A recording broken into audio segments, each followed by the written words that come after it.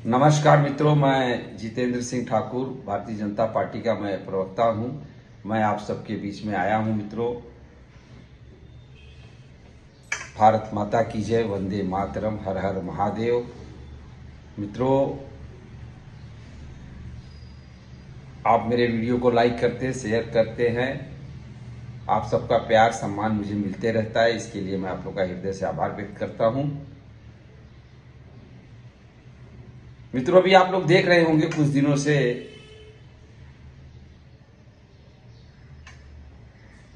कि भारत के लोकतंत्र पे गहरी चोट की जा रही है।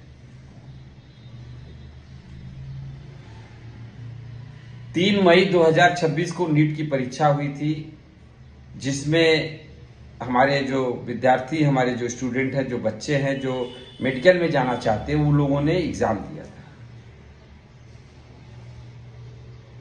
और 3 तारीख को एग्जाम हो गया और जैसे ही 8 मई को सरकार के संज्ञान में ये आया, ये चीज नॉलेज में ये चीज आई कि नीट का जो एग्जाम हुआ, इसका पेपर पहले से लीक हो चुका था।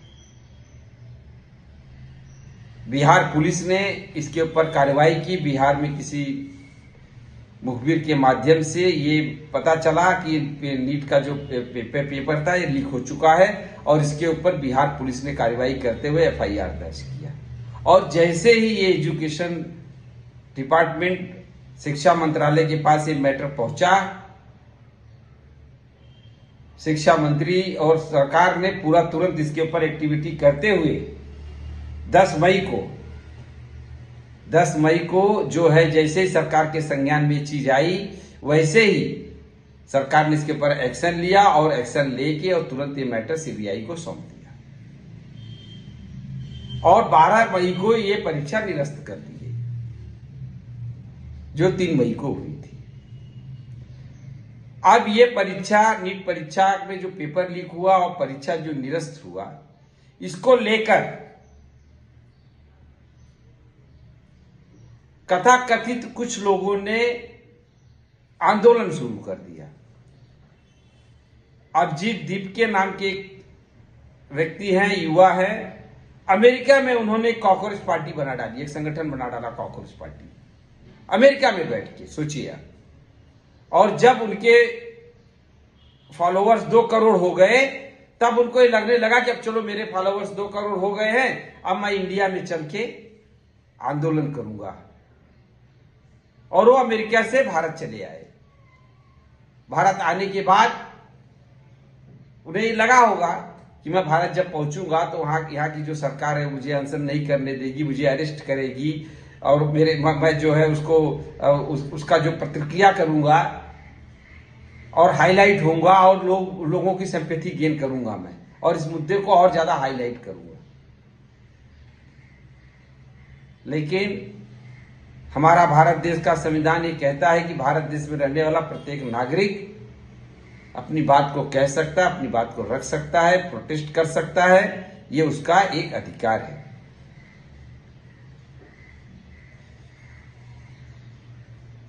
जब वो आए, उन्होंने जब अनशन की परमिशन मांगी तो उसको दिल्ली पुलिस ने उनको परमिशन दे दी। उनको एक फॉर्मेट दिया गया, भाई लॉ एंड ऑर्डर का पालन करते हुए शांतिपूर्ण तरीके से जंतर मंतर पर आप प्रदर्शन कर सकते हो, अपना विरोध प्रदर्शन कर सकते हो। और उसमें सोनम वांगचुक करके एक और व्यक्ति हैं, वो भी उसके अंदर सम्मिलित हो गए। वो आकर उसके ऊपर जो है कम्युनिस्ट पार्टी के हैं, कम्युनिस्ट पार्टी की कम्युनिस्ट विचारधारा से जुड़े हुए हैं, वो आकर भूख हड़ताल पे बैठ गए वहां जंतर मंतर पे, और उन्होंने भूख हड़ताल शुरू कर दी। जिस नीट परीक्षा को सरकार ने रद्द कर दिया, जिस नीट परीक्षा की सीबीआई, जिस पेपर की जो लीक हुआ था उसकी सीबीआई इंक्वायरी शुरू हो गई, जिस नीट परीक्षा के पेपर के लिए 13 आरोपी अरेस्ट हो गए और उनको जेल में डाल दिया गया, कानूनी प्रक्रिया शुरू हो चुकी थी, उसके लिए ये लोग अनशन कर रहे थे।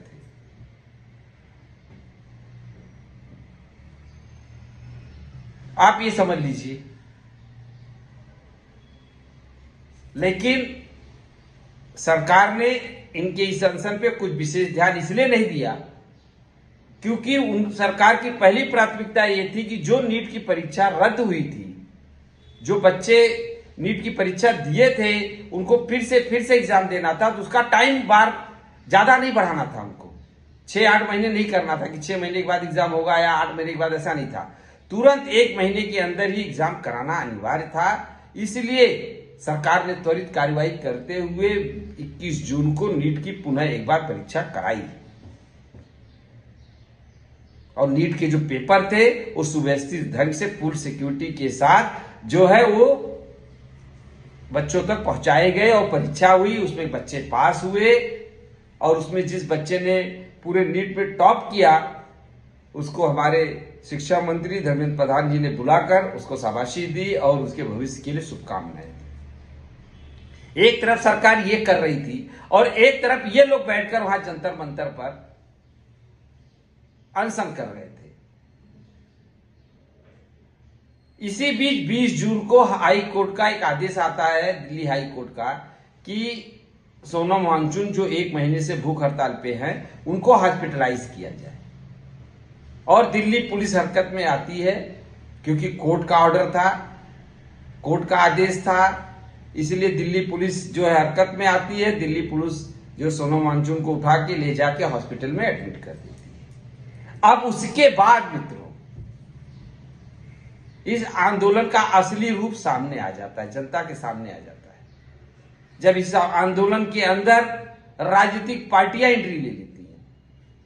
केजरीवाल जी आ जाते हैं, अखिलेश यादव जी आ जाते हैं और भी पॉलिटिकल पार्टी के लोग आकर उसमें सम्मिलित होकर, हमारे महाराष्ट्र से उद्धव ठाकरे जी जाकर उसमें सम्मिलित हो जाते हैं। इस तरह के राजनीतिक लोग जाकर उस मंच पे खड़े हो जाते हैं जहां पर अल्लाह अकबर का नारा लग रहा है, जहां पे भारत देश को अस्थिर करने की पूरी प्लानिंग चल रही है, सरकार को अस्थिर करने की पूरी प्लानिंग चल रही है। और इसी बीच सबसे दुखदाई जो घटना होती है, पीड़ादायी घटना होती, वो होती है कि हमारे विपक्ष के नेता सदन में, कांग्रेस पार्टी के अगुआ राहुल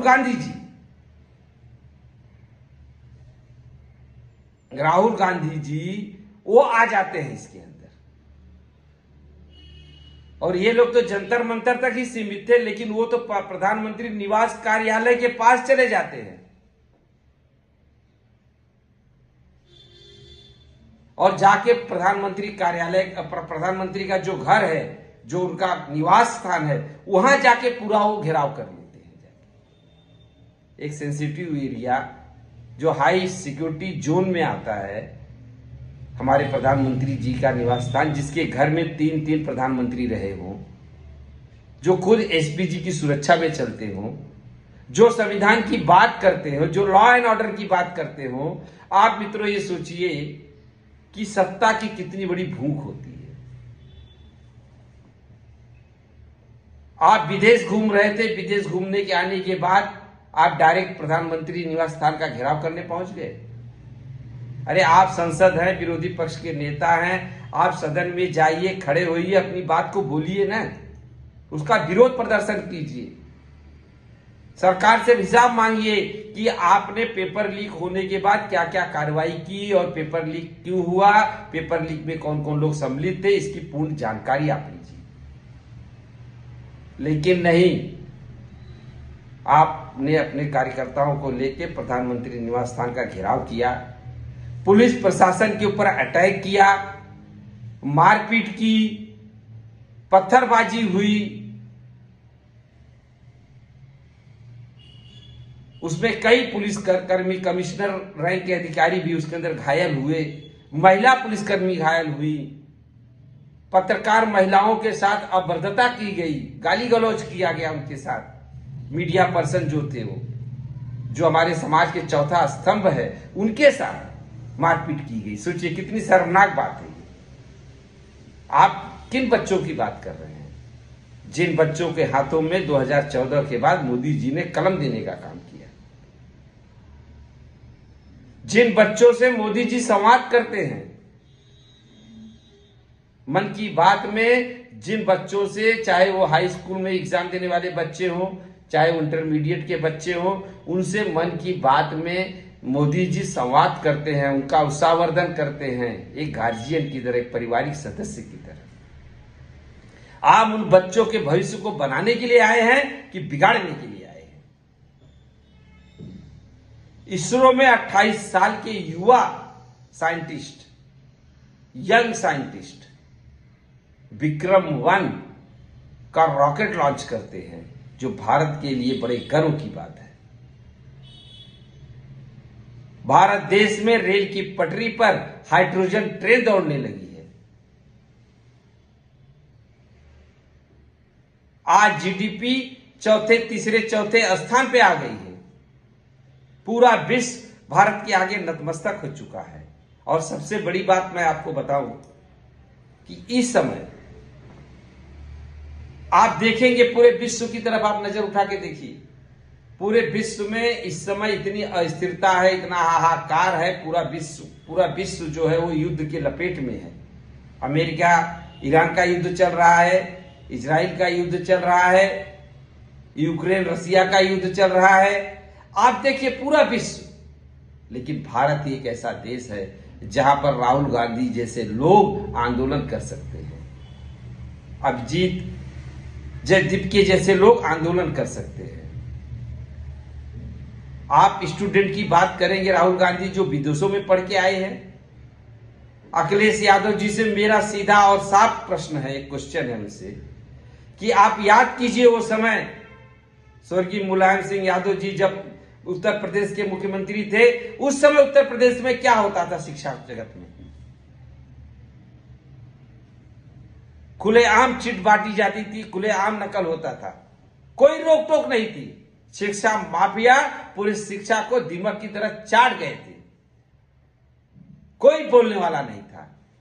याद कीजिए आप, किसके ऊपर आप उंगली उठा रहे हैं? आप किसके आप क्वेश्चन कर रहे हैं? आप अपने गिरेबान में झांक कर देखिए। राहुल गांधी जी, आप तो विदेश में पढ़े हो। अखिलेश यादव जी, आप भी विदेश में पढ़े हो। आप क्या जानो?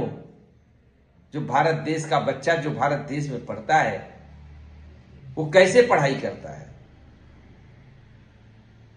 कितनी मेहनत करता है। और इसीलिए जैसे ही सरकार के संज्ञान में ये चीजें आई कि पेपर लीक हुआ है, सरकार ने इसको लिपापोती नहीं की, तुरंत उस एग्जाम को रद्द किया और उसकी पूरी कार्रवाई सीबीआई के हाथ में दे दी। आप बताइए, अगर आपकी सरकार रही होती ये जिगरा आप कर सकते थे? और 13 आरोपियों को अरेस्ट करके जेल में डाल दिया गया।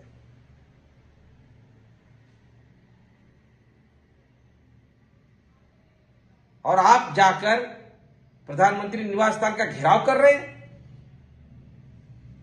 और वो बच्चे जिनके हाथों में कलम होनी चाहिए, उनके हाथों में आप पत्थर दे रहे हैं। आप संविधान की बात करते हैं और आप खुद संविधान को नहीं मानते, लॉ एंड ऑर्डर नहीं मानते। 144, 163 धारा लगी हुई, सेक्शन लगा हुआ है दिल्ली में, और आप जो है आंसर पे बैठ जा रहे हैं। कितने शर्म की बात है ये। आप विपक्ष के नेता हैं, मेंबर ऑफ पार्लियामेंट है राहुल गांधी जी, आप सदन में जाइए, आप सदन में क्वेश्चन उठाइए, आप सदन में क्वेश्चन कीजिए। सरकार आपकी एक एक बात का, मैं जहां तक समझ रहा हूं, सरकार आपकी एक एक बात का जवाब देगी। क्योंकि ये सरकार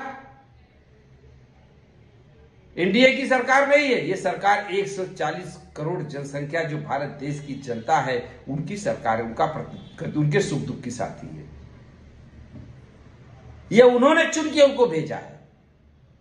लगातार 2014 से हमारे यशस्वी प्रधानमंत्री नरेंद्र मोदी जी देश के प्रधानमंत्री हैं। ये भारत देश के जनता का विश्वास है, माता बहनों का भरोसा है, उन बच्चों का भरोसा है, उन युवाओं का भरोसा है जो भारत माता की जय बोलते हैं, वंदे मातरम बोलने वाले हैं। हम उनका भरोसा कैसे तोड़ सकते हैं? हम उनके साथ विश्वासघात कैसे कर सकते हैं? हम सत्ता के लिए भूखे नहीं हैं,